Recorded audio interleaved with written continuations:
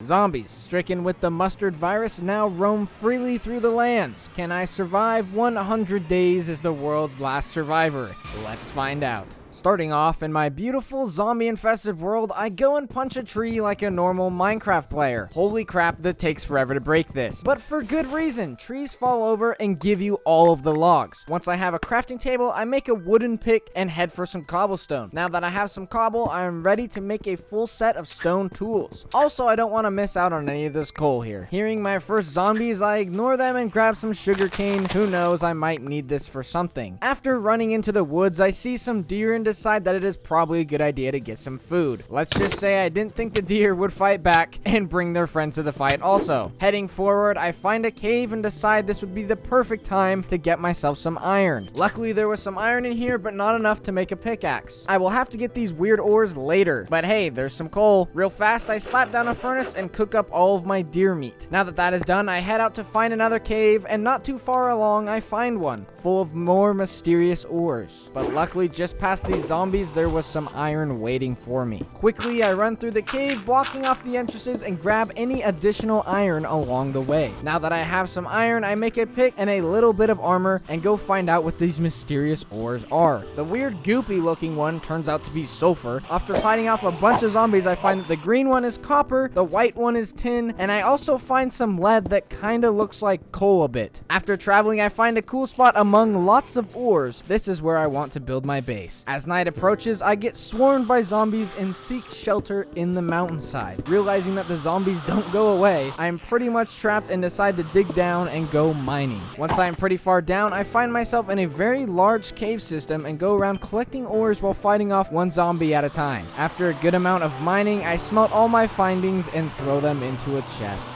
Still realizing that the mass of zombies does not go away, I decided to go strip mining, which is where I found my first diamonds. Even being at the bottom of the world did not stop zombies from finding me. And not gonna lie, it was pretty dang scary having them sneak up on me at any time. Returning back to base, I found that the zombies had disappeared, so I decided to venture out and grab some of the ores around. Not long after, it was already dark and I ran back into the base very quickly. I also found the only thing lead is used for is to make weapons, so I decided I want a greatsword and also completed my set of iron armor. After being very annoyed at all the growls of zombies all night, I decided to build a side exit and escape. This is how many zombies were outside my base all night. My new goal was to find some leather, as I would need this for making the greatsword. Luckily, I found some goats nearby that drop a good amount of leather. After killing more wildlife, I returned back to base as it was starting to get dark. Now I could build my greatsword, and I also made a diamond pickaxe. Good thing I remembered where the obsidian I found was. After getting some obsidian, I returned home and made an enchantment table. Kinda forgot that I need bookcases to make good enchantments. In the morning, I snuck past the zombies and went to explore for a new place to build my base. I decided my best bet was to pack up all my things and just run far away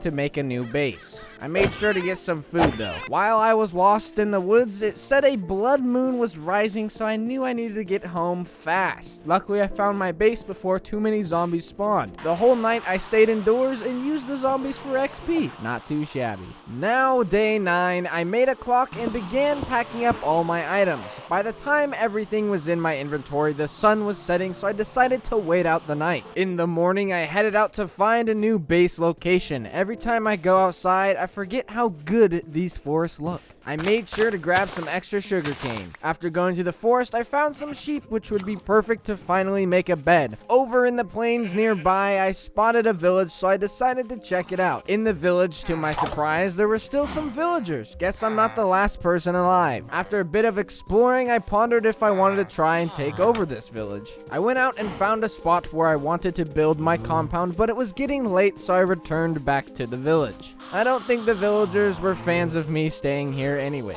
Realizing I couldn't sleep, I snuck out and started on my compound. After working through the whole night, I was almost done with the basic walls.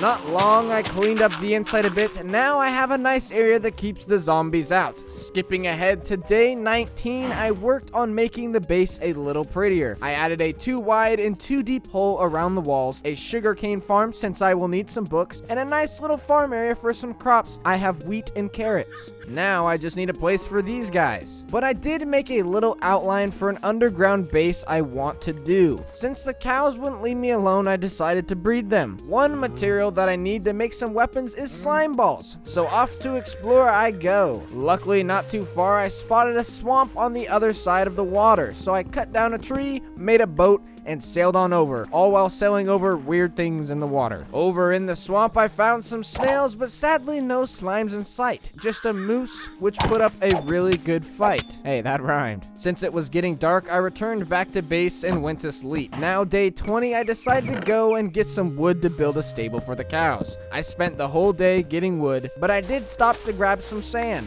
Next day, I started by harvesting my sugarcane, making some books. I was only able to make 7 bookcases. Now I wanted to start working on the stables for the cows. After a few days, I had a design I liked and started putting the cows into their new home. It felt good to get that done. I always have to get rid of these annoying things. First thing today, I set off to find some gravel. Here is some. I got a piece of flint and crafted a flint and steel. The main thing I wanted to get done next was building the underground base. Since I only had oak, I set out to find some spruce. #spruce gang. This will do nicely. While getting wood, I found a ravine. What the heck is that thing? Of course, a blood moon decided to show up during my wood gathering, so I decided to head home. Better to be safe than sorry. Somehow some zombies got into my compound, so I had to deal with them swiftly. For some reason, they love to hide in my sugarcane. Now time to make sure no more zombies are in here. Look at how many zombies are outside my base. Guess I should grab some XP, why not? This is why not. I got knocked into the pit and anything could kill me at any moment. Luckily though, I was able to get out and watch the sunrise. Goodbye, blood moon. In the morning, I grabbed some lava, which I didn't end up using anytime soon. The peacefulness is what I love. Now I actually start working on the base. I got a lot of mining to do, and hey, I found that lava pit I've been hearing. After a lot of renovations, day 37, the base is mostly complete. Coming down the marble stairs, we have a little area for the enchantment table. I decided to keep the lava as it does add a unique touch to the base. Over here, we have the kitchen/supply room. I do need to make a bedroom at some point. Well, looks like I got a lot more zombies to get rid of. Now that that is done, I harvest the wheat and replant it. Harvest the carrots and replant it. Harvest the sugarcane and replant the ones I broke. And that concludes day 37. Day 38, I decided it's time to upgrade the zombie pit. I wanted to add some water flows that move the zombies far underground so they only take 1 hit to kill and don't make so much noise. The noise. That's the real reason why I want this. The noise is killing me. First off, I did a 3x3 room, which will act as the elevator, and began digging a pit. After a little bit of digging, I had this. And well, another blood moon showed up. A little bit of big brain moves, and I was out, so I dug another hole. Now I just need to connect them, and it is almost complete. After lots of renovations down below, I came up to find out that the zombies had started tearing into my base. So I did the smartest thing I could think of. Make another gray sword. I swear I've made so many of these.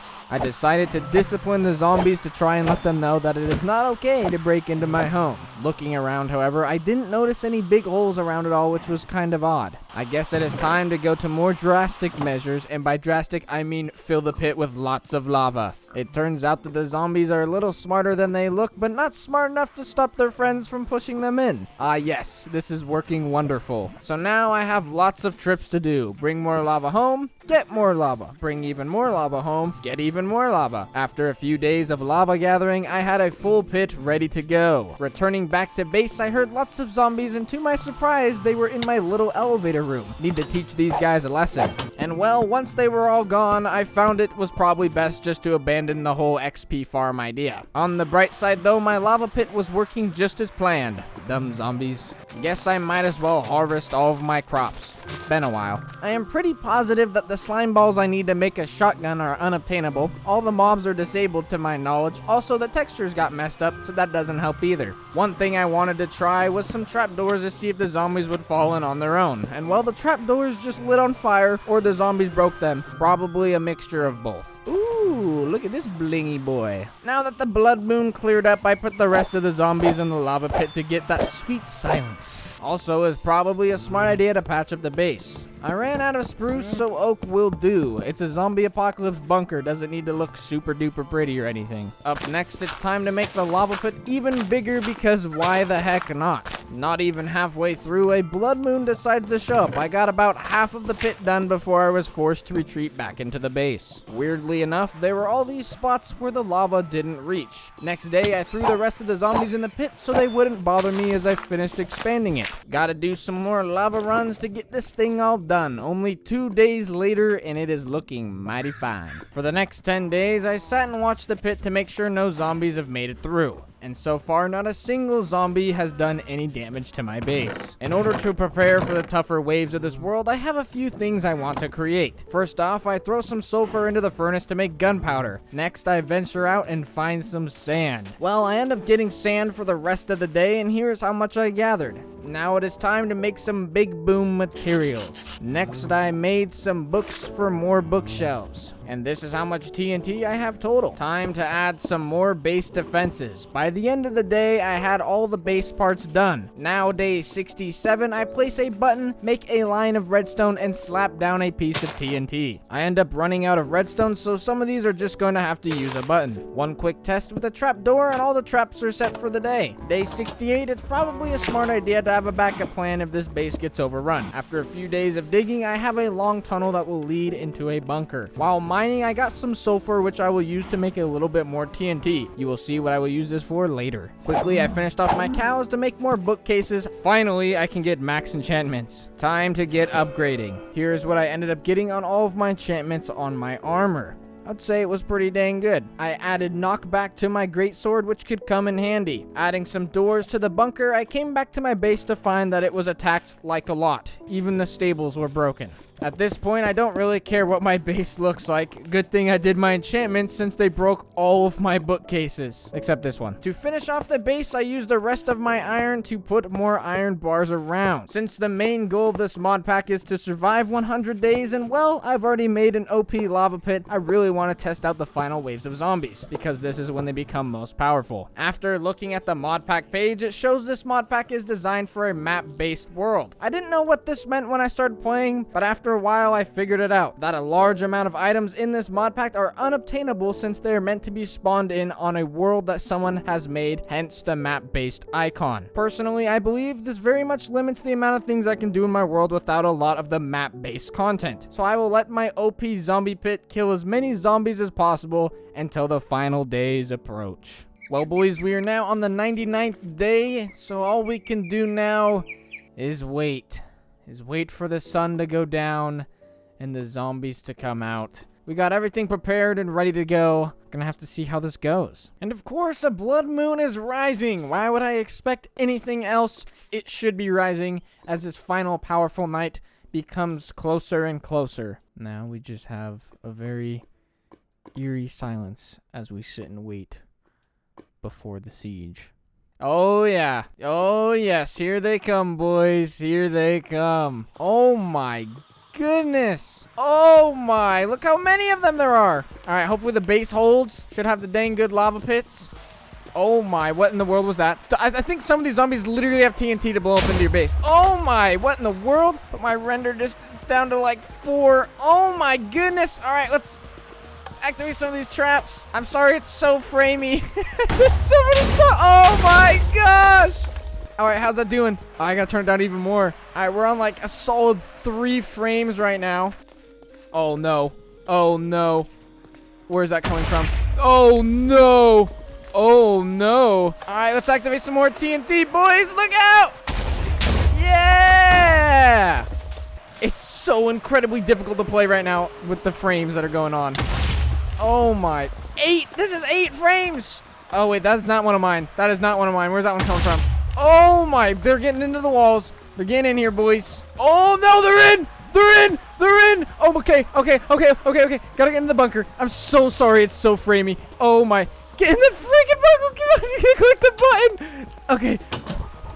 Oh my goodness. All right, we're getting out of here. Just gotta go down the spookity pit here. So far, none of them have made it in. Oh my goodness, I can hear them. I can hear them. I think they're digging towards me right now. Okay. I think they're coming. I think they made it through. Is that just one? I think that's just one. That might just be one lonely survivor. Oh, okay. Never mind. We're getting out of here. All right, so I installed a second safety door just in case they made it through that one. So we'll go through this one. Then we come down through these areas right here. I went through and I broke all the blocks down so they can't get up to me. And then I have safety door number 2 to go through. Like I said before, more broken blocks. Doesn't look like any of them are in this cave so far. Then we come down in and we're here in the bunker. Not the best bunker in the world. Not the prettiest, but it is safe. And this lever, you may be wondering what this lever does. This lever right here. You guys ever watch I Am Legend? Let's just say the entire bunker is rigged with that leftover TNT. There's a little bit of TNT hidden in the walls here as the final go. If the zombies make it to me, I pull this lever and this whole place goes kaboom. I'd rather go out with a bang than die eaten alive by zombies. Now I just wait out the night. It looks like the sun is very, very slowly starting to rise already. And there we have it. Day 100 and we have survived. Just for fun, we're pulling the lever. Because why not? I want to see what would happen. Oh, yeah. Yes. Yeah, I think that would have done the job. I definitely think that would have done the job. All right, here we are coming out of the bunker entrance. Oh my goodness. Man, they started tearing into this place. Oh my. Hey, they didn't touch any of my storage though. Hey, thanks, zombies. Thanks for not touching my storage. All right, let's come up the stairs here, see what's going on. Oh my, man, that was the one that made it to the corner and blew that thing up. Holy crap, man, that guy went good. They were going hard. Oh, this is where they got in. This is where they started running in. They started running in from here, and then I was out. Oh my, man. Man, they started going for me. Oh, they probably all started dropping down in here and running over to that door. Dude, these guys are absolutely insane. Oh, look at my TNT, though. Yeah, my TNT. This whole side didn't even go off. All right, let's activate it, see what happens. Yeah, see, that works, honestly. That works so good. Yeah, look at that. Man, this was such a good idea. I didn't even use them all because they all just kind of came from one side, but still, absolutely genius. Well, guys, this concludes the 100 days. Hope you enjoyed, and I'll see you in the next one.